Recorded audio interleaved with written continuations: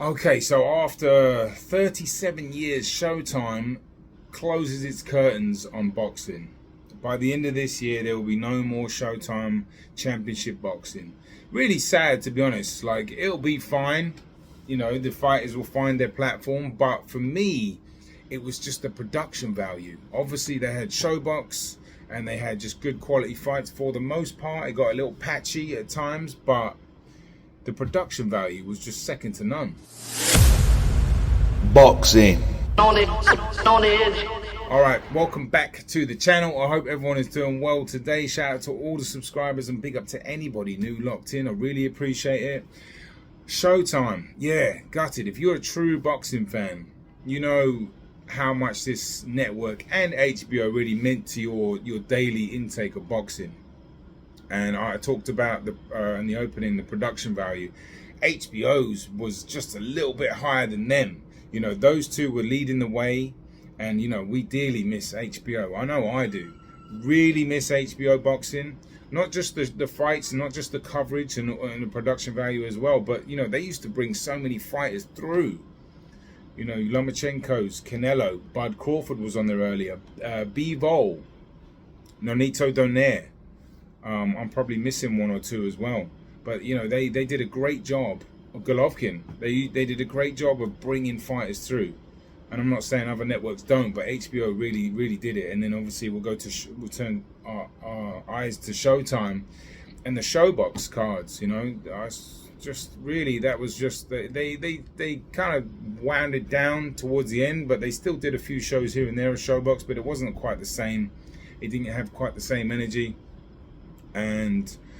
But you know, they'll be sorely missed, you know. And you know, I was gutted when I heard that news, but at the same time, there is you know, a new chapter to be embraced as a boxing fan, and it could be exciting times, really, to be honest. You know, I think we've had a magnificent year this year. It's been great. 2023, we've got some really good fights. It's been very memorable, you know, it really has.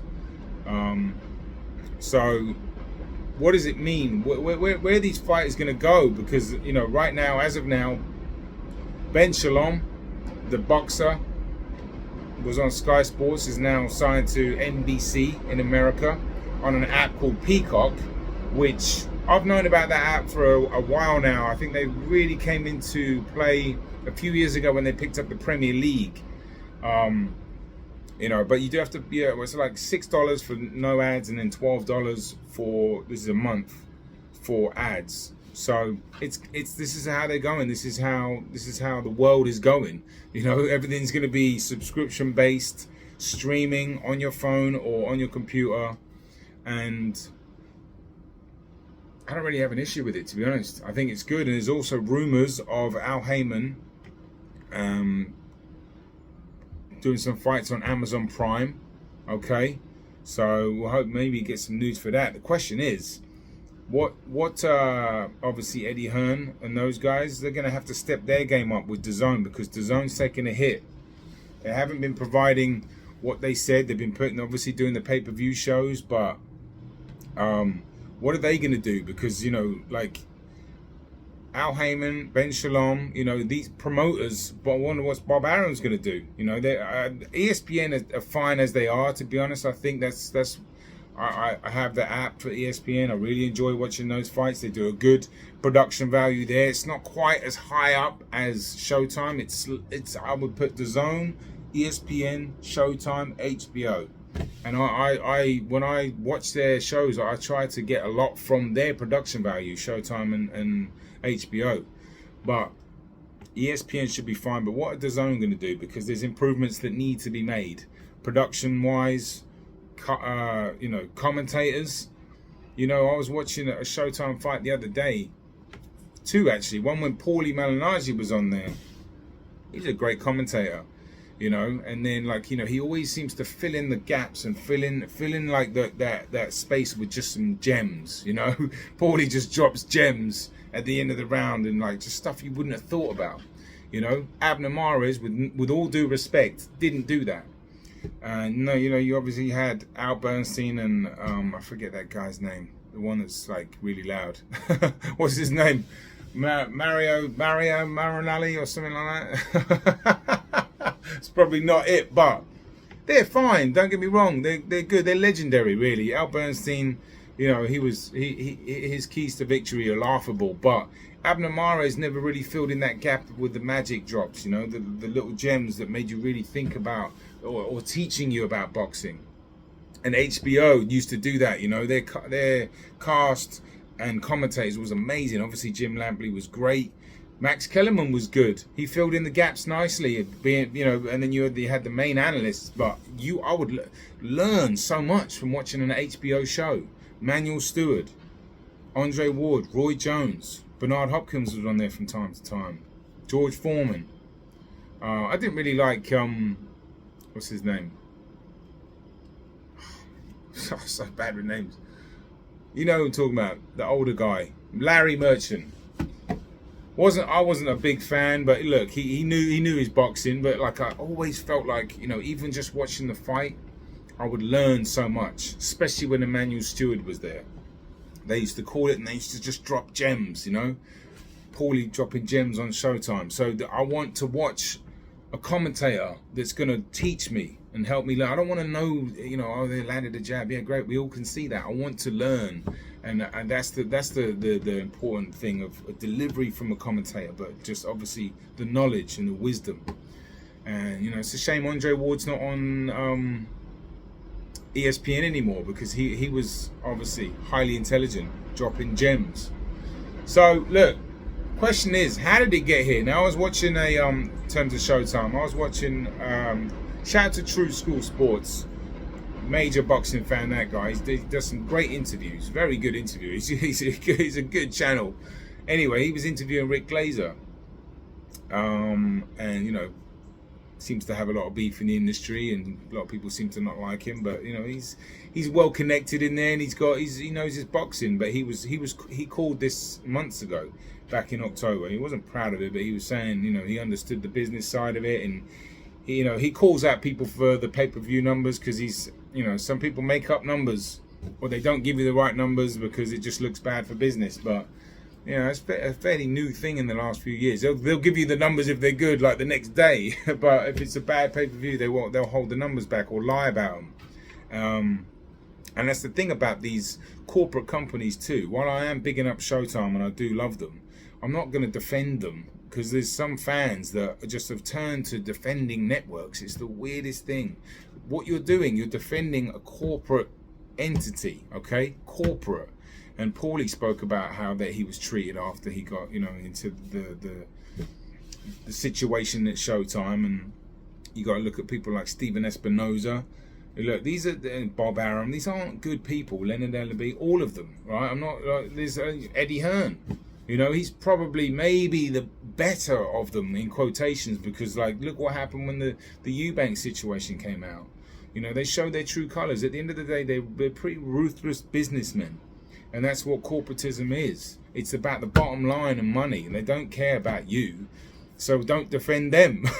It really doesn't make any sense. If you're one of those fans defending like a corporate company, I don't know what to say. But look, I hope the future is bright for this sport. I hope Al Heyman does get on Amazon Prime. I don't know how that works. I haven't got that app. I'm assuming it's just the same deal, monthly subscription.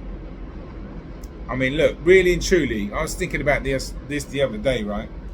As a boxing fan, this might be one of the more expensive sports to watch, if you think about it. I remember when I was a big, you know, pretty decent football fan back in the day, you just had to pay for, you know, the cable or whatever it was, which was about $100 a month when I was still just a fan, when I lived on the West Coast. And you know, you don't get all the games, but you get enough of them, and you know, that wasn't too bad, because you get the cable as well. It's not just for that, but you get the cable, and it's reasonable. So you split that. I had a roommate, so not a big deal. This year, because we've had so many good fights, and I'm pretty I'll pay for my pay-per-views if I think it's worth it, and most of them were, like Haney, Lomachenko, Benavidez, Plant, Davis Garcia. There was one or two more that I was like, yeah, I'll pay pay-per-view. But then you add all the apps on as well, and this isn't a complaint. I'm just like, I'm happy to do it, but we do seem to get shafted a bit more as fans. And now I'm wondering if there's a way that they could, all come together and put boxing on one platform. Obviously, it's a pipe dream. It's not going to happen. But if you have DAZN, then you have ESPN, which I do have. Then I had Showtime. Now you got this Amazon. Then you got the NBC. It's like it's a lot to ask for boxing fans. If we're getting the quality fights, we don't mind. But that's where Showtime started to lose it. And that's what that Rick Glazer was saying. He was saying that they were massively overpaying for shows and only getting this amount of numbers. And the way I see it, I've got an analogy, right? It's like when you walk. I used to work in restaurants, right? Or I was a bartender for a very long time, working in restaurants as well. But when you walk past a restaurant, if you're just an average, person, and it's busy, right? And you look at it like, oh wow, they must be doing really well. And for the most part, they probably are doing okay, but there's a lot of stuff behind the scenes that you don't know, like in terms of business, how the labor costs and food costs, blah, blah, blah. I don't want to bore you to death with the details, but I've worked in places that are really, really, really busy. Like you can't get any more people in there. And from the outside, you would go, that place is slammed. They must be making loads of money. But the mismanagement behind the scenes was just, they were hemorrhaging money because they were so disorganized. And I'm not saying Showtime were disorganized, but it sounded like they just didn't have a good business strategy of how much money they were putting on for how much they were getting back. And then, as I said, putting the pay-per-views on that weren't pay-per-view, it just started going downhill. And then they try and get their money back and put more pay-per-views, pay the fighters, overpay the fighters. And this is how it comes to this. With regards to HBO, I've got another analogy. It's like, it would be like with them, they weren't ever boxing, right? Their main thing is obviously movies, TV shows, documentaries, whatever it is, home box office. So it's, imagine like DAZN, which is a sports platform, right? Imagine they just started doing movies and it was doing really well. And their main thing was sports, and then all of a sudden the movies just started, tanking a little bit, and they're looking at, their overall costs, and they're like, these movies aren't really bringing us any money. We got to just cut ties. That's what happened with HBO. A little bit of that, I think, happened with Showtime as well, because their main thing is movies, entertainment, TV shows. So boxing, when they look at it and they're just not bringing any money in, it's sad. Because it was great, and they like I said, the high level production was something I was really drawn to, and yeah. Anyway, that's it for me. I'm rambling a little bit. Let me know your thoughts. I'm gonna leave a tiny little sample at the end of this video of some of the memorable fights that I remember on Showtime. It's only about a minute long, and yeah.